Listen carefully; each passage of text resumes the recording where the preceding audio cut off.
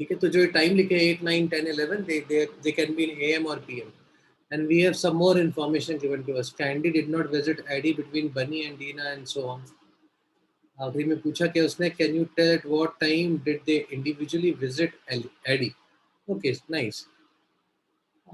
Look, अच्छा सा problem, थोड़ा सा टेम्पटिंग भी है, थोड़ा सा कंफ्यूजिंग भी लग रहा है. एक बार ट्राई करो ना सारे के सारे एक बार फटाफट से इसको, देखो आंसर आ रहा है कि नहीं आ रहा.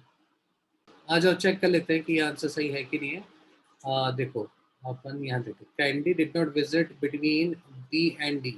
सी बी और डी के बीच में नहीं आना चाहिए, बिल्कुल नहीं है, ये कंडीशन तो फुलफिल हो रहा है.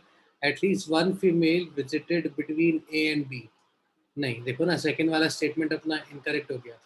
ए और बी के बीच में एक फीमेल Yes, तो sir. यहाँ पे कोई भी नहीं, विच मीन्स कि ये तुम्हारा आंसर इनकरेक्ट हो गया.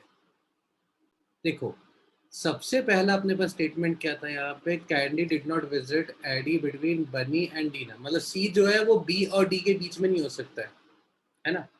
सो या तो बी और डी के बाद में होगा या फिर बी और डी के पहले होगा. और बी और डी का टाइम देखो क्या है, 9, 11 और सी का टाइम है 10. इसका मतलब दो पॉसिबिलिटीज होंगी ना, क्योंकि 10 तो देखो हमेशा 9 और 11 के बीच में ही आएगा, अनलेस एंड अनटिल आप रात की बात कर रहे हो 10 PM की और 9 और 11 सुबह की बात है, या फिर 9 और 11 रात की बात है और 10 सुबह की बात है. तो यहाँ से देखो अपन को सबसे पहला मिल जाता है कि दो केस पॉसिबल होंगे, बनी, डीना और सी. तो ये 9, ये 11, ये 10, ये PM हो जाएगा, ये AM रहेगा. This is one possibility. और केस 2 अपन क्या बना सकते हैं, केस 2 अपन बना सकते हैं कि सी बी डी. ये 9 PM वाला केस होगा, ये 11 PM वाला केस होगा और ये 10 AM वाला केस होगा. इन्हीं दोनों में से कोई एक पॉसिबिलिटी होगा जो ये कंडीशन को फुलफिल करता होगा, फर्स्ट वाली को. ठीक है, अब आगे वाली कंडीशन से अपन चेक करते हैं केस 1 होगा या केस 2 होगा. आगे क्या बोल रहा है, at least one female between A and B. A और बी के बीच में कम से कम एक फीमेल तो होना चाहिए. ए का टाइम कितना है, 8, राइट. अब देखो 8 AM कर दूंगा तो ए और बी के बीच में होगा ही नहीं कोई भी, है ना. अगर 8 PM कर दूंगा तो ए और बी के बीच में कुछ हो जाएगा, राइट. तो यहाँ पे ए आएगा फिर 8 PM. सर एक और पॉसिबिलिटी है. कौन सा? कि डीना 11 AM एंड बनी 9 PM. एक मिनट लिख लेता हूँ मैं. डीना 11 AM, बनी 9 PM एंड कैंडी, एक second sir confuse, candy 10 AM. हाँ, मतलब इसका दूसरा वाला जो केस बनेगा ऑर्डर अरेंज करके, मैंने अभी बी और डी लिया है ना. हाँ. बी कितने बजे है, 9 बजे है, तो 9 PM 11 PM है ना. इसको अपन डी भी कर सकते हैं, बिल्कुल. यहाँ पे देखो ये सी कितना हो गया, 10 AM. लेकिन यहाँ पे मैं अरेंज नहीं कर पाऊंगा, कहाँ गया यहाँ पे बी डी को, बिकॉज डी पहले आ जाएगा तो 9 AM से पहले कुछ नहीं हो सकता. तो अभी ए का पोजीशन देखो, केस 1 में हो गया यहाँ पर. केस 2 में देख लो ए कहाँ पे होगा, ए और बी के बीच में कम से कम एक तो होना चाहिए. ए और बी के बीच में ए अगर 8 AM होगा तो हो जाएगा, यहाँ पे ए 8 AM होगा तो हो जाएगा. और अगर 8 PM हो गया तब नहीं होगा, राइट. तब तो ए और बी के बीच में कोई भी नहीं होगा, तो ए का पोजीशन यहाँ होना चाहिए. इस वाले में देखें तो ए अगर 8 AM होगा तो कोई भी नहीं होगा इन दोनों के बीच में, लेकिन सॉरी 8 PM हुआ तो, और अगर 8 AM हुआ तब इन दोनों के बीच में हो जाएगा. तो ये एक ही लोकेशंस आ गई, केस 1, केस 2, केस 3 में, है ना. तो ये सेकंड वाला स्टेटमेंट भी अपना फुलफिल हो गया, तीनों केस में फुलफिल हो रहा है ना. ए और बी के बीच में कम से कम एक फीमेल तो है ही है. अब तीसरा स्टेटमेंट क्या बोल रहा है, देखो Annie did not visit before C and D. A जो है ना वो बोथ लिखा है, ध्यान रखना, राइट. सी और डी दोनों के पहले नहीं होना चाहिए. ये देखो यहाँ पे तो सी और डी दोनों के पहले एनी है, तो केस 3 अपना इनकरेक्ट हो गया, राइट. यहाँ पे देखो सी और डी दोनों के पहले ए है, ये भी अपना इनकरेक्ट हो गया. यहाँ पे देखो सी से पहले है लेकिन डी के तो बाद में है, तो ये कंडीशन तो इनवैलिड हो गया ना, बोथ है. बोथ मतलब दोनों के पहले नहीं होना चाहिए, राइट. आई थिंक इसी पजल में ये वाला कंसेप्ट अपना आया भी था, एंड वाला कंडीशन और वाला कंडीशन. तो अपने पास केस 1 ही बचा, तो ये उनका चारों का ऑर्डर आ गया अपने पास। तो सबसे पहले बी उनसे मिलने गया, फिर डी, फिर ए और फिर सी। सो 9 AM, 11 AM, 8 PM and 10 PM। देखो ये वाला पजल आया सबको समझ में ना? किसी को डाउट नहीं है ना इस वाले पजल में? नहीं सर। चलो, so we move on to the puzzle number 2 and let's see वहां पे क्या है। puzzle number 2, okay, puzzle number 2, 4 men are standing। Please show puzzle 1 again. क्या हुआ? वो सॉल्यूशन आप एक बार और दिखा सकते हो puzzle 1 का प्लीज। puzzle 1 का ये लो, देखो, देख लो एक बार अच्छे से, कुछ डाउट आता है तो बोलो। Done sir, thank you. चलो अभी पजल नंबर को अपन पजल नंबर 3 पे चलते, राइट? ऑड नंबर करते हैं पहले। ओके, पजल नंबर 3 क्या है कि पजल नंबर 2 मुझे 1 जैसा ही लग रहा है, तो सेम रिआइट्रेशन होगा, तो कुछ नया करते हैं। पजल नंबर 3, हाँ ये कुछ डिफरेंट सा लग रहा है, तो चलो पजल नंबर 3 ट्राई करते हैं पहले। आई थिंक ऐसे 2-3 पजल अपन कर चुके हैं। एक लास्ट क्लास में अपन कर रहे थे जहाँ पे वो 3 डॉटर्स के बर्थडेज थे, उसके पहले ABC लोगों में अपन ने 14 रुपीज को डिस्ट्रीब्यूट किया था।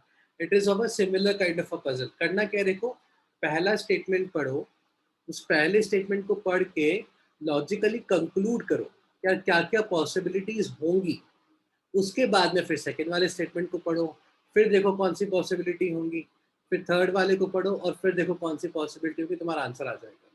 सो हर स्टेटमेंट को पढ़ो और फिर उसको इंटरप्रेट करो या उसको कॉम्प्रीहेंड करो। सारा कुछ एक साथ मत पढ़ो वरना आंसर्स नहीं निकलेंगे। और करना क्या अपन को, आई थिंक उसका बर्थडे निकालना है।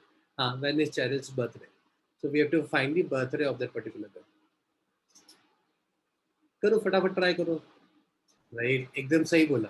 कौन बोला नाम? गायत्री कुलकर्णी। अच्छा गायत्री, हाँ गायत्री एकदम सही बोल रहे हो। राइट, कि एल्बर्ट को देखो, एल्बर्ट को तो मंथ पता है ना, मंथ से तो वो नहीं बता पाएगा बिकॉज हर मंथ में कम से कम 2 डेज तो है। बट एल्बर्ट ये बोल रहा है कि बर्नार्ड भी आंसर नहीं जानता है, बर्नार्ड को डेट पता है। इसका मतलब बर्नार्ड वाली डेट भी रिपीट होनी चाहिए। जैसे देखो 15, अगर बर्नार्ड को 15 पता होगा तो बर्नार्ड अपना आंसर नहीं कर पाएगा बिकॉज 15 अगस्त भी हो सकता है, 15 मई भी हो सकता है ना। 16 भी रिपीट होता है, 17 भी रिपीट होता है, 18 देखो 18 सिर्फ एक ही जगह है। अगर 18 बोला होता तो बर्नार्ड को मालूम होता बर्थडे कब कब है ना। तो 18 गया, ये अपना आंसर नहीं हो सकता। और कौन सा डेट है, 19 भी गया। सर डे मतलब डेट बताया, डे मतलब मंडे ट्यूसडे बताया या फिर डेट बताया?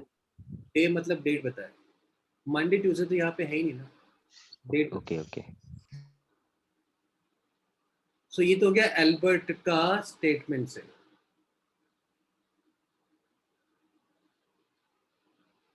Right, so I don't know when Cheryl's birthday is. Sir ये मई 19 और 18 जून कट क्यों हुआ, आप फिर से बता सकते हैं? क्योंकि एल्बर्ट क्या बोल रहा है, एल्बर्ट बोल रहा है कि बर्नार्ड डेट नहीं बता सकता है ना, मतलब उसका बर्थडे आएगा कब, डे एंड मंथ दोनों नहीं बता सकता है। अब बर्नार्ड को अपन ने बताया क्या, बर्नार्ड को डेट पता है ना, बर्नार्ड को से वो बोला हुआ कि यार 17 को बर्थडे आता है उसका। अब बर्नार्ड 17 आता है तो बर्नार्ड अगस्त 17 भी बोल सकता है, जून 17 भी बोल सकता है, तो फंस जाएगा ना। लेकिन अगर बर्नार्ड को 18 बोला होता तो वो आंसर बोल देता कि 18 जून। 19 बोला होता तो ना 19 में। Yes sir. आया समझ में? अभी सुनो, अभी इसी स्टेटमेंट से एक और इंटरप्रिटेशन निकलेगा। अभी बर्नार्ड पे मत जाओ, सोचो, अभी इसी स्टेटमेंट से एक और इंटरप्रिटेशन बाकी है। सर जून भी कट होगा, जून 17। जून 17 क्यों? Yes sir. 17 भी है ना।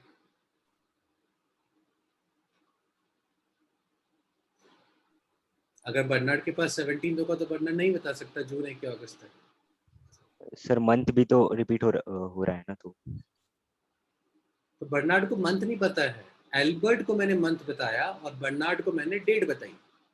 सो एल्बर्ट नोज कौन से महीने में बर्थडे है, बर्नार्ड नोज कौन से डेट पे बर्थडे है, और ये सारे मैंने उनको ऑप्शन दिए कि इन्हीं ऑप्शन में से किसी एक ऑप्शन में उसका बर्थडे आएगा।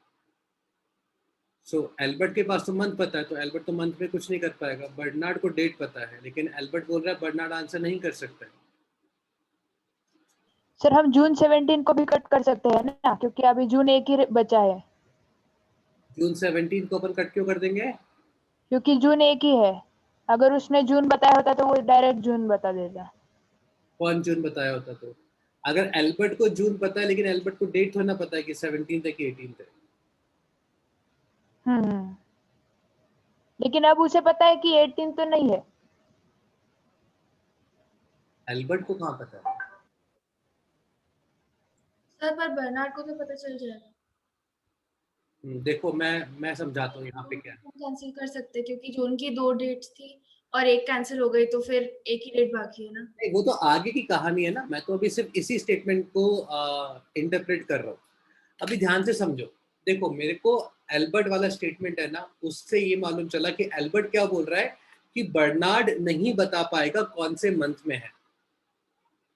ठीक है, आप सोच के देखो, तुम लोग एल्बर्ट हो, मैं बर्नार्ड हूँ।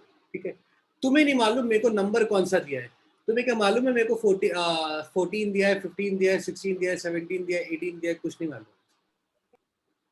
ठीक है, तुम्हें तो मेरे बारे में नंबर नहीं पता है ना, तुम्हारे पास तो मंथ है। ठीक है, आप सोच के देखो, अगर तुम्हारे पास जून होता, राइट, तुम्हारे पास मंथ जून है, ठीक है, तो तुम क्या ये स्टेटमेंट बोलते कि बर्नार्ड बर्थडे नहीं बता पाएगा? नहीं, राइट। तुम्हारे पास अगर जून है तो ये पॉसिबिलिटी तो हो सकती है ना कि मेरे पास 18 रहा होगा। सोच के देखो, तुम्हारे पास अगर जून है तो तुम क्या सोचोगे, आशीष सर के पास में कौन सा नंबर होगा, या तो 17 होगा या 18 होगा। तुम 18 को नलीफाई नहीं कर पाओगे ना कि सर के पास 18 नहीं है। अगर तुम्हारे पास मे है तो तुम्हें क्या लगेगा कि आशीष सर के पास, आशीष सर मतलब बर्नार्ड, तो आशीष सर के पास मे 15 हो सकता है, मे 16 हो सकता है, मे 19 हो सकता है, तो 19 भी हो सकता है सर के पास। तो फिर तो तुम ये स्टेटमेंट ही नहीं बोलोगे कि तुम मतलब बर्नार्ड को नहीं पता है। इसका मतलब तुम्हें श्योरिटी है कि मेरे पास 18 और 19 नहीं है ना। और तुम्हें ये श्योरिटी कब होगी मेरे पास 18 और 19 नहीं है, जब तुम्हारे पास मई और जून नहीं होगा। देखो थोड़ा सा ना एकदम एक स्टेप आगे जाके इंटरप्रेट करने वाला इंफॉर्मेशन है। एल्बर्ट के पास में अगर जून होगा तो एल्बर्ट कभी ये बोल ही नहीं सकता ना कि बर्नार्ड को बर्थडे नहीं पता है, बिकॉज बर्नार्ड के पास में कौन सा नंबर उसको तो आइडिया नहीं है। अगर एल्बर्ट के पास में मे है तो बर्नार्ड के पास में 19 हो सकता है, एल्बर्ट मना नहीं कर सकता ना। इसका मतलब एल्बर्ट के पास में या तो जुलाई होगा या फिर अगस्त होगा। आया सबको समझ में? इसका मतलब पहले वाले स्टेटमेंट से कि दो डेट तो चले गए अपने 18 और 19, क्योंकि बर्नार्ड के पास अगर 18 19 होगा तो वो बता देगा। लेकिन तुम्हें कैसे श्योरिटी है कि उसके पास 18 19 नहीं है? क्योंकि तुम्हारे पास जून और मई नहीं है। तो ये भी तुम्हारा यस सर। पिक्चर हो गया, ये भी तुम्हारा आउट ऑफ द पिक्चर हो गया। देखो यहाँ तक समझ में आया ना। अभी बच्चे का बर्थडे इन कितने डेज है, 3 5, इन 5 दिनों में से किसी एक दिन होगा। जुलाई 14, जुलाई 16, अगस्त 14, अगस्त 15, अगस्त 17, सो जुलाई और अगस्त।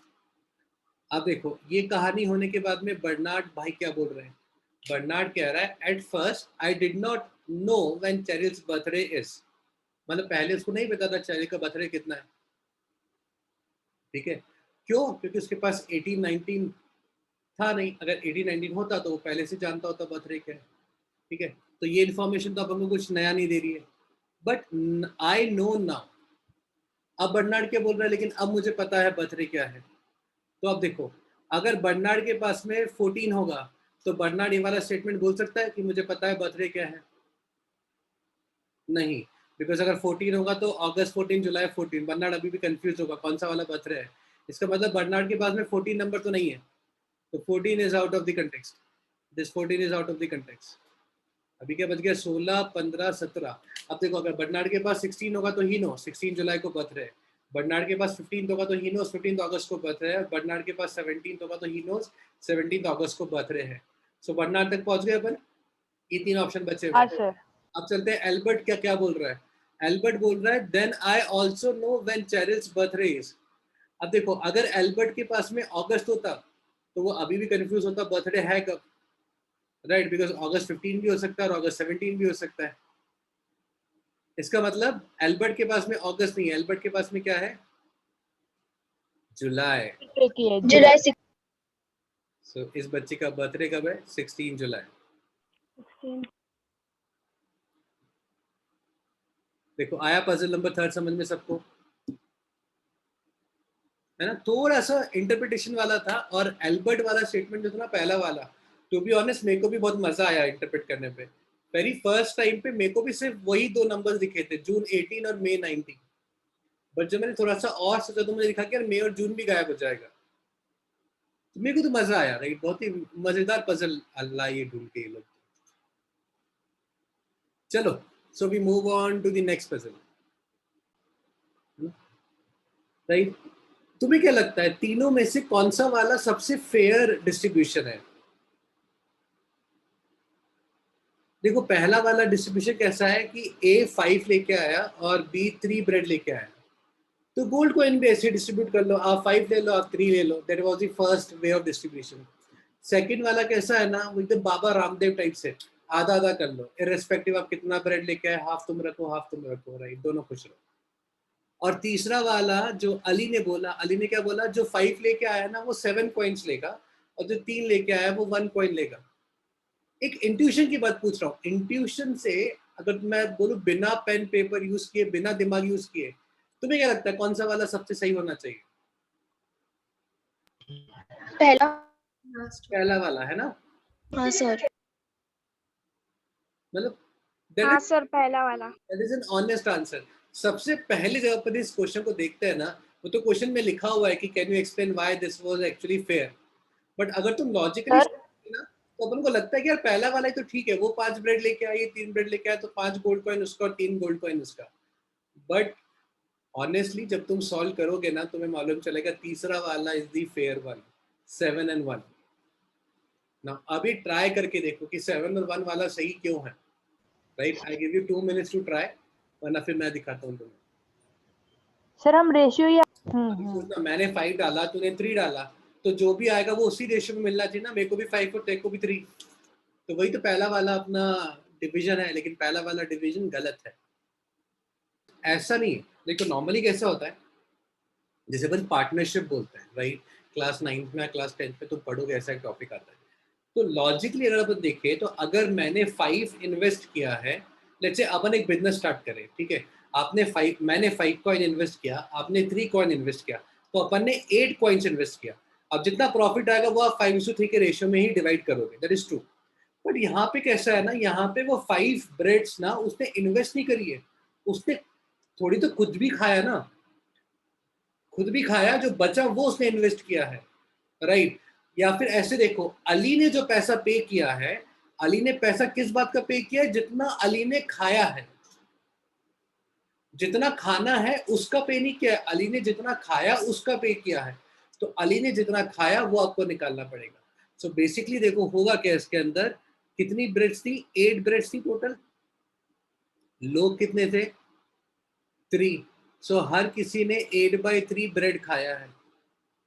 इसका मतलब अगर मैं पहले वाले बंदे की बात करूं, ए की, ए कितना ब्रेड लाया था, 5, उसमें से 8/3 तो उसने खुद ने खाया, तो उसने अली को कितना दिया, उसने अली को दिया 5 - 8/3, राइट, विच इज कितना हो जाएगा, एलसीएम ले लो, 7/3, है ना। और बी कितनी ब्रेड लाया था, 3, बी ने कितनी खाई, 8/3, सो बी ने खाई 8/3, तो कितना बच गया, 1/3। सो बी ने 1/3 दिया अली को और ए ने 7/3 दिया अली को। तो अली जो पैसा पे कर रहा है, वो अली किस बात का पैसा पे कर रहा है, जितना ब्रेड उसने खाया है। तो इस रेशियो में आप मनी को डिस्ट्रीब्यूट करोगे ना, और ये रेशियो कितना हो जाएगा, देखो ए और बी का 7/3 अपॉन 1/3 विच इज 7/1, मतलब 7:1। तो 7:1 वन इज फेयर। डिस्ट्रीब्यूट करोगे, इसका मतलब ए को 7 पॉइंट्स मिलने चाहिए और बी को 1 कॉइन मिलना चाहिए। ये वाला ऑफर सबसे फेयर होगा,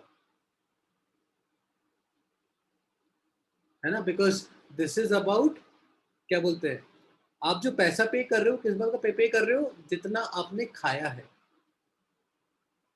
देखो आया सबको समझ में ये, है ना। Yes sir. अगर उसने 5 ब्रेड अली को दिया होता, अली तू लेके जा, उसने दिया होता 3 ब्रेड अली तू लेके जा, तब तो 5:3 होता।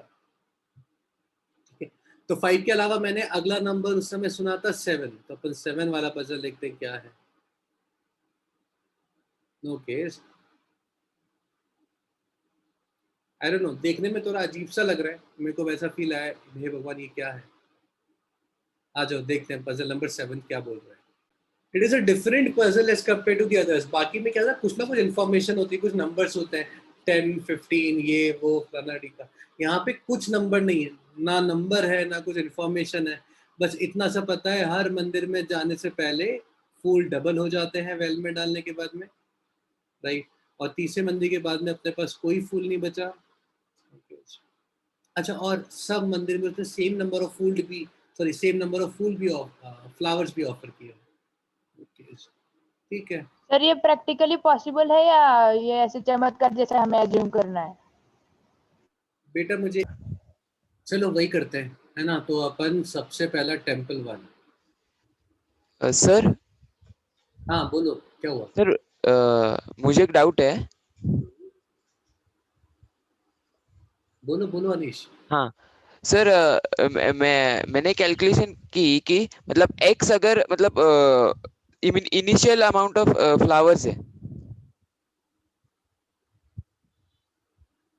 मतलब after going in the first temple it will become 2x minus 2y. नहीं -2y क्यों, -y। हाँ sorry 2x and minus y, then it will become then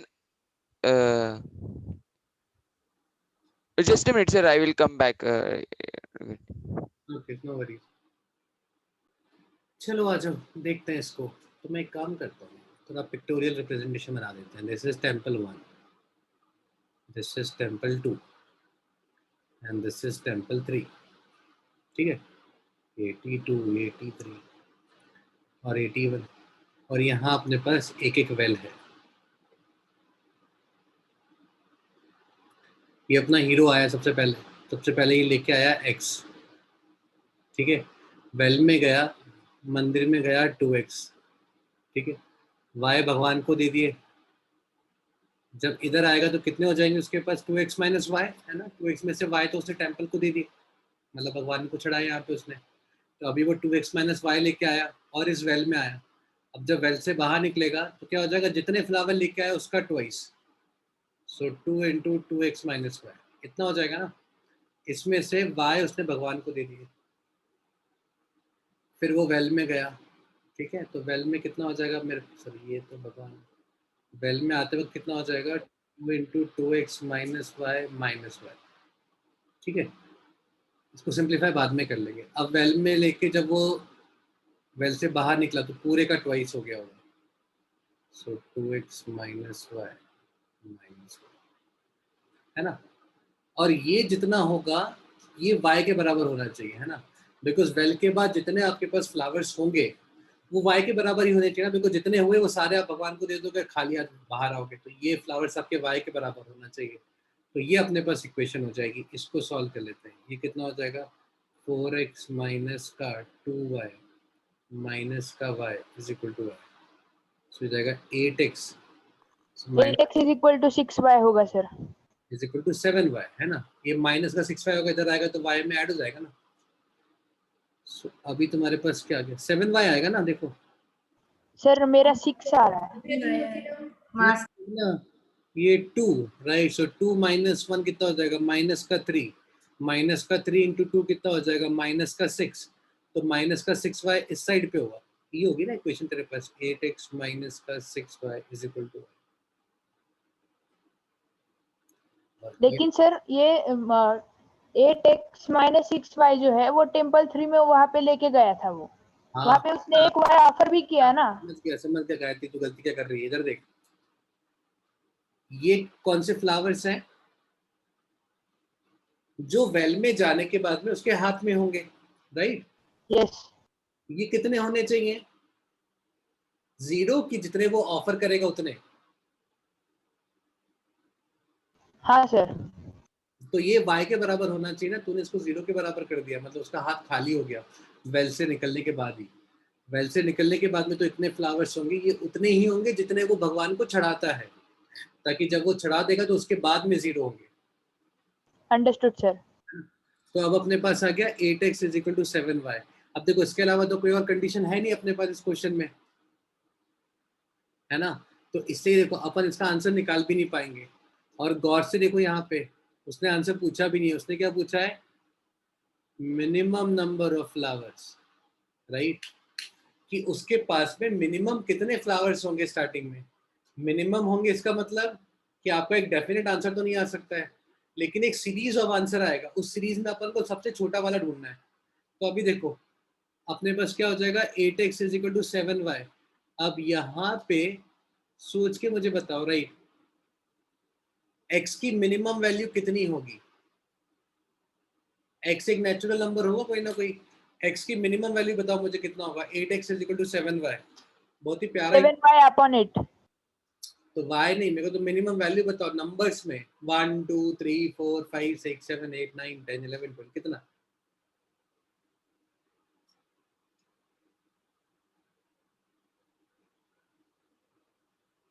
सोचो थोड़ा सा, x का मिनिमम वैल्यू तुम्हें बताना है अगर 8x is equal to 7y होता है तो। 7। कौन बोला? इताशा। बिल्कुल right, Hitasha, 7 is the correct answer. देखो 8x is equal to 7y। अब सोच के देखो ये इक्वेशन ट्रू होल्ड होना चाहिए, है ना। तो यहाँ पे y की वैल्यू कुछ पुट करूंगा, यहाँ पे x की कुछ वैल्यू पुट करूंगा, दोनों इक्वल हो जाएंगे। अब इस साइड देखो क्या है, 7 है, इस साइड तो 8 है, तो x जो है वो 7 का मल्टीपल होना चाहिए, है ना, तभी इक्वेशन बैलेंस होगी दोनों साइड। तो x अगर 7 का मल्टीपल होना चाहिए तो x 7 14 21 एंड सो ऑन, ऐसा होना चाहिए।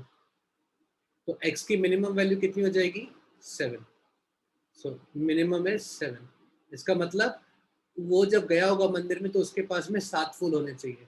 तो आंसर क्या क्या हो सकता है, 7 हो सकता है, राइट, 14 हो सकता है, 21 हो सकता है। 7 के मल्टीपल ही पॉसिबल है, 7 के मल्टीपल के अलावा कुछ और नंबर लोगे तो पॉसिबल नहीं होगा, फिर तुम्हारे केस में पंगा हो जाए कुछ ना कुछ, राइट। और अगर वो 7 फ्लावर लेके जा रहा है तो x कितना हो गया, 7, तो 8 7 y कितना हो जाएगा, देखो y हो जाएगा 8, है ना। अब x 7 और y 8, एक बार करके देखते हैं, राइट, कि सही में ऐसा होता है कि नहीं होता है। फटाफट से टेम्पल 1 टेम्पल 2 टेम्पल 3, ठीक है, ये अपने वेल अपन कितने फ्लावर लेके आए, 7, राइट। तो मैं 7 फ्लावर लेके आया, तो वेल ने कितने कर दिए, 14। 14 में से 8 मैंने भगवान को दे दिए, है ना। तो मेरे पास कितने बच गए, 6। मैं 6 फूल लेके गया वेल 2 में, कितने फूल हो गए मेरे पास, 12, डबल हो गए। 12 में से कितने मैंने भगवान को दे दिए, 8, कितने बच गए, 4। 4 लेके मैं वेल में गया, वेल ने कितने कर दिए, 8, 8 मैंने भगवान को दे दिए, कितना बच गया मेरे पास, कुछ नहीं, बस भगवान का आशीर्वाद, और क्या। आया समझ में। तो x min कितना हो गया, 7, और y कितना हो गया, 8। तो 7 ले लो, 14 ले लो, सारे पॉसिबल आंसर होंगे इस पर्टिकुलर एग्जांपल में। सर हाँ बोलो बेटा। हाँ, many consecutive zeros are there at the end of 1 2 3। अरे तो बहुत ही मजेदार पजल है, राइट, मतलब थोड़ा बहुत मैथ्स के ऊपर है। बोल क्या रहा है, 1 से लेके 100 तक के सारे नंबर्स को मल्टीप्लाई कर दो, right, all the natural numbers from 1 to 100 you multiply them. अब मल्टीप्लाई करके एक बहुत बड़ा नंबर आएगा, उस बहुत बड़े नंबर में लास्ट में कितने कॉन्जिक्यूटिव जीरोस आ रहे होंगे। देखो कॉन्जिक्यूटिव जीरोस का मतलब मैं बता देता हूँ, लाइक 1 0 4 2 1 0 2 0 0। तो लास्ट में कितने कॉन्जिक्यूटिव जीरो हैं, 3, है ना। 1 0 4 0 0 1, लास्ट में कितने कॉन्जिक्यूटिव जीरो है, 0, कोई भी नहीं। आया समझ में। तो लास्ट में कितने जीरोस हैं कॉन्जिक्यूटिव, वो आपको निकालना है। तो अभी देखो 1 से लेके 100 तक को मल्टीप्लाई करके लास्ट में कितने जीरोस होंगे वो तुम्हें निकालना है। अप्रोच 1 तो मैं बता देता हूँ, अप्रोच 2 तुम बता देना। सो अप्रोच वन है सारे नंबर्स को मल्टीप्लाई कर दो, फाइनल आंसर आएगा, उसमें 0 काउंट कर लेना, ठीक है, राइट। सो अपन मल्टीप्लाई तो कर नहीं पाएंगे सारे नंबर्स को, so we have to find a different a different approach for this particular question. सोच के देखो। सर स्क्वायर रूट का कोई रूल है ना कि अगर कॉन्जिक्यूटिव नंबर्स का यानी 1 into 2 into 3 यानी वो 6 ऐसा कुछ, सॉरी स्क्वायर रूट कहाँ से आ गया यहाँ पे? सर 11 नहीं, स्क्वायर रूट गलत है, 11 भी गलत है आंसर। सर कैन आई तो सजेस्ट मैं एन अगर अप्रोच? सिंपल सा बोलूँ तो क्लास 5th या 6th में तुमने जो कंसेप्ट पढ़ा होगा ना, शायद वो यूज होगा यहाँ पे। सर बोल बेटा। sir, can we do one thing that means in the series of these numbers we can search a pair of numbers like 20 and 5, and the multiplication of them will be 100, and then those zeros will be the consecutive zeros. हाँ, तो ऐसे count करना कितने होंगे मुझे बता। Then we can find just pairs, 25 and like that. 100 के pair ही क्यों, और भी तो पेयर चलेंगे, 20 into 5 भी तो होगा, वो भी 100 बन जाएगा। और मैं 80 into 5 ले लूंगा तो वो 400 बन जाएगा, उसमें भी 2 जीरो आ जाएंगे। So why just 100? To take many such numbers. सोचो सोचो, एकदम बच्चों वाला कंसेप्ट है, राइट, ज्यादा कोई डिफिकल्ट नहीं है, राइट। एग्जैक्टली कितने जीरोस होंगे ना वो अपन को निकालना है, मिनिमम नहीं या मैक्सिमम नहीं निकालना। तभी तो किसी बच्चे ने अभी आंसर बोला था 11, तो मैं समझ गया था उसने क्या किया, उसने सारे जीरो वाले काउंट कर दिए, बट वो गलत है। थोड़ा सा और बेटर सोचो, आंसर आ जाएगा। जब या फिर डिस्ट्रीब्यूटिव प्रॉपर्टी। तो डिस्ट्रीब्यूटिव प्रॉपर्टी के लिए भी तेरे को मल्टीप्लाई करना पड़ेगा। तो सोचना अपन नंबर्स को ही मल्टीप्लाई नहीं कर पाएंगे तो वो कैसे मल्टीप्लाई करेंगे, राइट। देखो, कभी भी आप कोई अप्रोच सोचते हो ना किसी भी पजल या किसी भी क्वेश्चन के लिए, चाहे वो मैथ्स का हो, साइंस का हो, कोई भी क्वेश्चन के बारे में जब अपन सोचते हैं ना, हमेशा सोचो क्या इस स्टेप के बाद में मैं अगला स्टेप कर पाऊंगी कि नहीं कर पाऊंगी।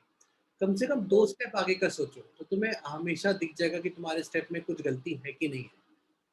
नॉर्मली क्या होता है ना, अपन सिर्फ एक स्टेप का सोचते हैं, ऐसा कर लेते हैं, है ना, वो मतलब थोड़ा सा वाइल्ड गेसिंग होता है, अपन को आगे नहीं मालूम कि आगे आंसर आएगा कि नहीं आएगा।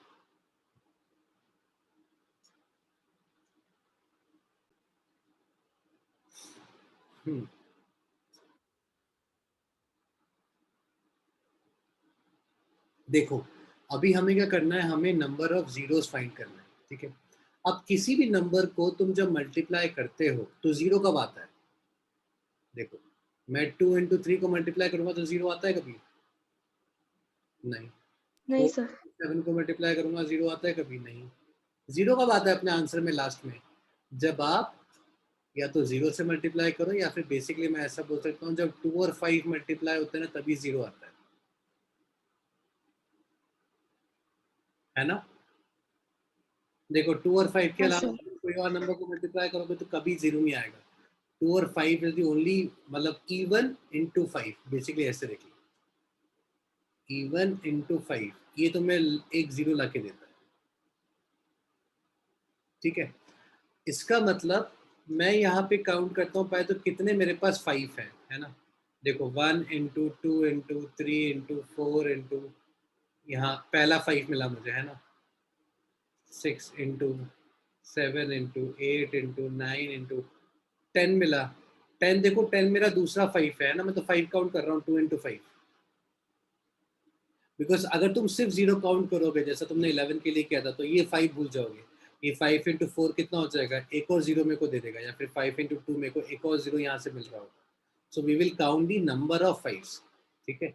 अब कौन सा 5 आएगा? अब देखो, अब तो मुझे 5 काउंट करना है बेसिकली, तो अब मैं लिख दूँ यहाँ पे 5, 10, 15, 20, 25, 30, 35, जहाँ जहाँ 5 आएगा, ये ऐसे लिख लो, 5 का टेबल लिख लो, 45, 50, 55, 60, है ना। 100 तक लिखना तो मैं सारे लिख देता हूँ ताकि तुम्हें कुछ कुछ दिखने लग जाएगा। 80, 85, 90, 95, 100, है ना। सो 5 से लेके 100 तक कितने 5 के मल्टीपल्स होगा? ये 20 मल्टीपल्स होगा ना, 20। राइट? तो 20 तो मुझे देखो 5 ही मिल गए, है ना? कुछ और 5 है जो मैं भूल गया हूँ, हाँ कहाँ पे? 25 5 into 5 होता है तो बिल्कुल 25 में क्या होता है, 2 5 छुपे हुए होते हैं, है ना? तो यहाँ मुझे एक एक्स्ट्रा मिल जाएगा। फिर मुझे 50 में भी एक एक्स्ट्रा मिलेगा। 50 क्या होता है? 25 इंटू 2, सो 5 इंटू 5 इंटू 2। फिर मुझे एक मिल रहा होगा 75 में, और एक 100 भी कितना होगा? 25 इंटू 4, तो 2 5 मिल रहे होंगे। तो टोटल मुझे कितने 5 मिल गए? 24, है ना?